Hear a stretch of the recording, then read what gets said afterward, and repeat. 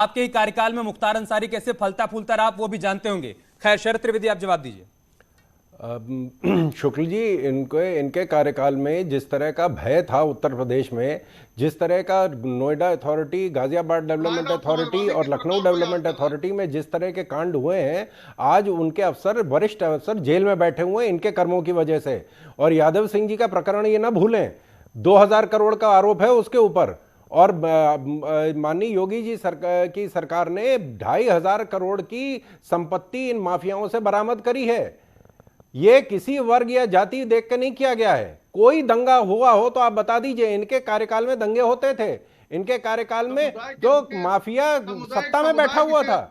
Mafia अभी तो अपनी जान बचाने के लिए भाग रहा है। अब माफिया का यह हाल हो गया है कि वो अपने ऊपर पोस्टर और प्लेकार्ड लगा के खड़े हैं कि जी मुझे कुछ मत कहना, मैं सब्जी बेचने का काम करने को तैयार हूं, मैं दुकान लगाने को तैयार हूं। ये एक भय का माहौल है, ये डर पैदा हुआ है उत्तर प्रदेश में पहली बार।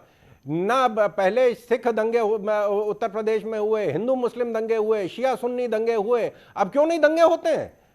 क्या ये सारे लोग ईमानदार नहीं हो गए? दंगाई अपना दंगा करना भूल नहीं गए हैं। लेकिन इस तरह का उनके ऊपर जो अंकुश लगाया जा रहा है कि उनकी हिम्मत नहीं है कि इस तरह का काम करने की। और आप देख लें कि जिस तरह माफिया खुद ही माफी मांग रहा है, माफिया माफी मांग रहा है, ये इतिहास में कभी हुआ है? एक प्रकरण बता दें, पूरी जितनी डेवलपमेंट अथॉरिटी उत्तर प्रदेश में, कोई डेवलपमेंट अथॉरिटी नहीं है जिसमें कोई ना कोई इस तरह का कांड नहीं हुआ है। एक रात में 2700 गौतम बुद्ध नगर में, नोएडा अथॉरिटी में 2700 प्लॉट एक रात में बांटे गए हैं।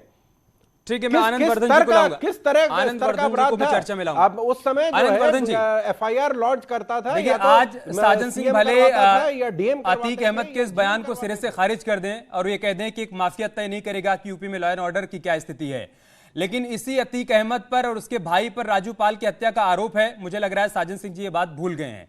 2005 का यह मामला है और राजू पाल का गुनाह सिर्फ इतना था कि बीएसपी के टिकट पर वो विधायक चुन लिया गया था जो पहले कभी अतीक के खेमे में हुआ करता था। और आज वही अतीक अहमद ये कह रहा है कि मौजूदा मुख्यमंत्री अच्छा काम कर रहे हैं, ईमानदार हैं, मेहनत कर रहे हैं, तो इस पर साजन सिंह को भरोसा नहीं है।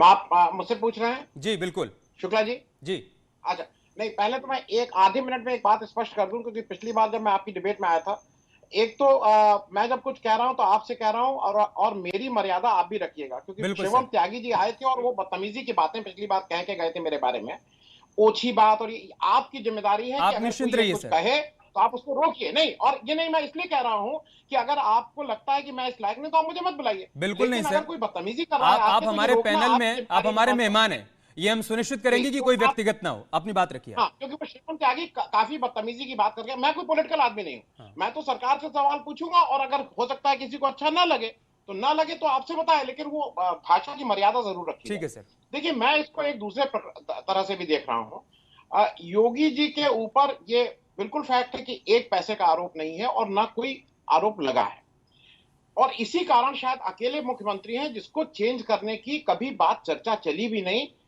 चली भी बीजेपी के अपने उसमें तो हिम्मत नहीं हुई किसी की चेंज करने की। 2022 का इलेक्शन जीते और शायद जो सबसे बड़ी जो उनकी पूंजी है वो उनकी ईमानदारी।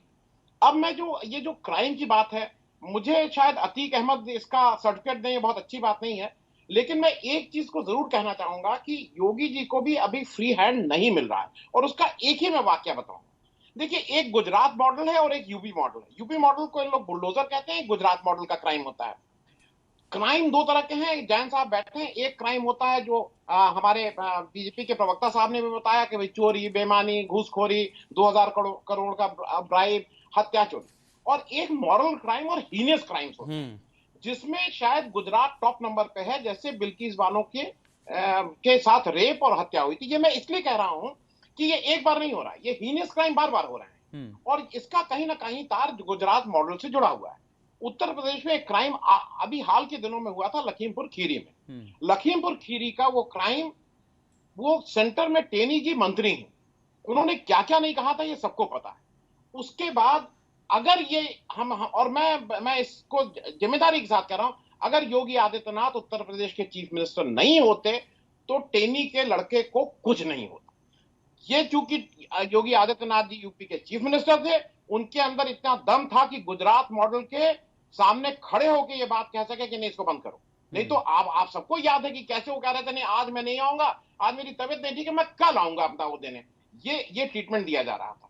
उसके बाद जो कैसे कैसे उनको बेल मिली और किस तरह से उस जज को डांट फटकार मिली, उसमें मैं सिर्फ कहना ये चाह रहा हूं कि ये एक गुजरात मॉडल है जहां पे रेप, जहां पे हत्या, जहां पे हरेन पांड्या की हत्या हुई है। सर अगर एक सेंटेंस में अगर आप अपनी बात को पूरी करना चाहें तो क्या योगी मॉडल को यूपी में कम से कम हिट माना जाए?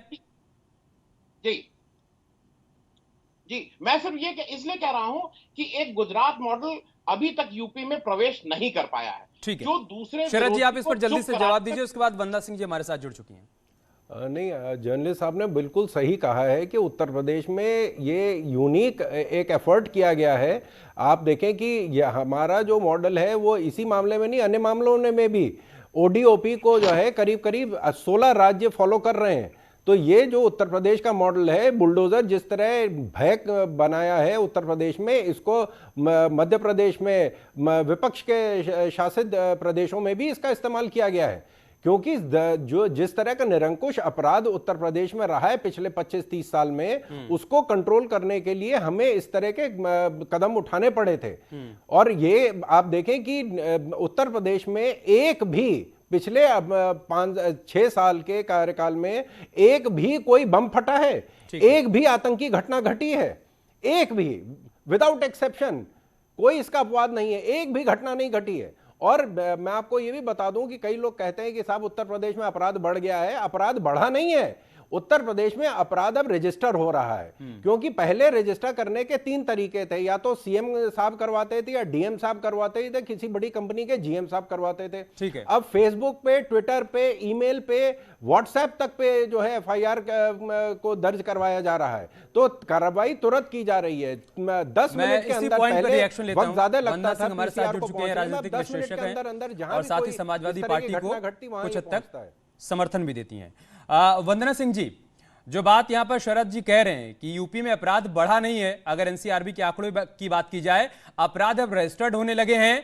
माफियाओं में, अपराधियों में डर है, खौफ है, क्योंकि उनको मालूम है कि वो अपराध करके बच नहीं पाएंगे, और इसी का परिणाम है कि आज अतीक अहमद के सुर बदले हुए हैं। देखिए, मैं सुन नहीं पाई अपने दूसरे पैनलिस्ट को जो यहाँ बैठे हुए हैं, लेकिन हाँ, मैं एक बात यहाँ जरूर कहूंगी कि योगी आदित्यनाथ जी यस मैन नहीं है दिल्ली के, ये तो सच है, इसमें कोई दो राय नहीं है। उनके फैसले काफी स्वच्छंद होते हैं, वो ज्यादातर फैसले खुद ही लेते हैं। क्या सही है क्या गलत है, जहां तक सवाल है कि काफी कम हुए हैं ये इस तरह के मसले, जैसे कि हम लोग बात कर रहे हैं, कम नहीं हुए हैं। कई ऐसे मसले हैं जो कि सामने आते ही नहीं है। मैं इन्हीं योगी आदित्यनाथ जी से आपके द्वारा पूछना चाहूंगी, उस बाबा को जिसने उस स्टूडेंट का रेप किया था उस यूनिवर्सिटी में, मैं उनका नाम भूल रही हूँ, उसके खिलाफ कुछ क्यों नहीं हुआ? अच्छा, आप लोगों की सुई तब से वहीं पर अटकी है, उसके बाद चुनाव दर चुनाव इन मुद्दों पर आपको हार का सामना करना पड़ा है। आप मुझे एक सवाल का जवाब दीजिए वंदना जी। देखिए, चूंकि आप समाजवादी पार्टी की विचारधारा का समर्थन भी करते हैं, इसलिए मैं आपसे सवाल करूंगा, और आज अतीक अहमद की तरफ से बयान आया तो मैं अतीक से जुड़ा हुआ सवाल करूंगा। आपको मालूम है कि राजू पाल, ठीक है मैम, आप सवाल सुन लीजिए, बाकी भी तो बात कर लें। नहीं, बाकी बातें भी करिए, बाकी बातें भी करिए, लेकिन आज का जो मुद्दा है उस पर कम से कम उस पर भी तो बात जरूरी है ना। मैं आपसे एक सवाल कर रहा हूं। उत्तर प्रदेश में हुआ था, ठीक है मैडम, आप तो उत्तर प्रदेश में सवाल सुनेंगे आप। राजू पाल हत्याकांड किस साल में हुआ था और किसकी सरकार थी?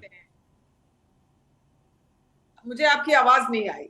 ठीक है, मैं रिपीट कर दे रहा हूं। राजू पाल हत्याकांड किस साल में हुआ था, तब यूपी में किसकी सरकार थी? मुझे समझ में नहीं आया आपने क्या पूछा, आवाज नहीं आई आपकी।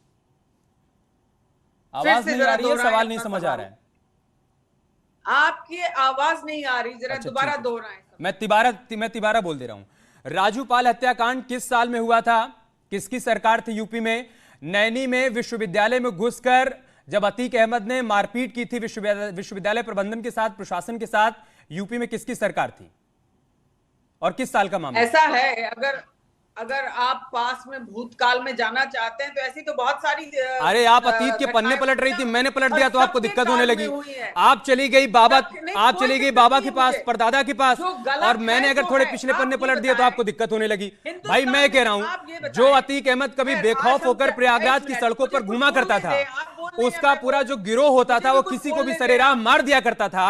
आज अगर वो मौजूदा सरकार के कामकाज पर मुहर लगा रहा है तो आपको दिक्कत हो रही है। क्या दूं आपको? आप मुझे बोलने का मौका नहीं देंगे तो मैं जवाब क्या दूं? और आपने सवाल का जवाब ही नहीं दिया ना मैम। 2005 में किसकी सरकार थी यूपी में जब राजूपाल हत्याकांड हुआ था? मुलायम सिंह यादव मुख्यमंत्री थे या नहीं थे? 2016 में नैनी में विश्वविद्यालय में घुसकर अतीक अहमद ने मारपीट की तो अखिलेश यादव मुख्यमंत्री थे या नहीं थे? रिकॉर्ड की तरह उसी में लगे हुए हैं। मैं क्या कह रही हूँ? मैं कह रही हूँ किसी की भी सरकार हो, अपराध बर्दाश्त नहीं, अपराध होता है, वो किसी भी हिंदुस्तान के किसी भी कोने में हो। तो फिर सवाल किया जाएगा कि जब सत्ता में थे तो बर्दाश्त क्यों कर रहे थे? जरा इधर आ जब सत्ता में थे बर्दाश्त क्यों कर रहे थे? ठीक है, एके जैन साहब, उनको पेरोल पे छोड़ा गया है। एके जैन साहब, वही यही मैं कह रहा हूं, आप अपनी सहूलियत के हिसाब से पिछले पन्ने पलटते रहिए। हम पिछले पन्ने पलट दें तो आपको दिक्कत हो जाए।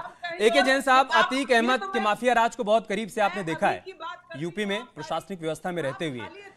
कभी किसी ने उम्मीद की थी क्या सर कि एक माफिया का सुर इस तरीके से बदल जाएगा? मैं प्रयागराज से हूं, मैं जानता हूं सर अतीक का कितना आतंक हुआ करता था प्रयागराज में, उसका, उसके गुर्गों का, उसके भाई का। नैनी में विश्वविद्यालय के भीतर घुसकर कैसे उसने मारपीट की थी सीसीटीवी कैमरे के सामने, बगैर इस बात की परवाह किए कि फुटेज सामने आएगी तो मेरे खिलाफ कार्रवाई होगी। आपका कहना बिल्कुल ठीक है। ये कोई माफिया जो है